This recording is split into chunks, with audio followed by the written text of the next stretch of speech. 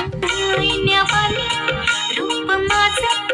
उभे ज्वानीच्या मी उंबऱ्यात नादावानं खुळं पिसं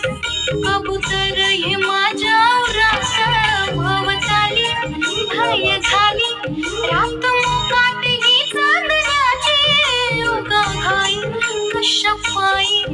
हाय नजर उभ्या गावाची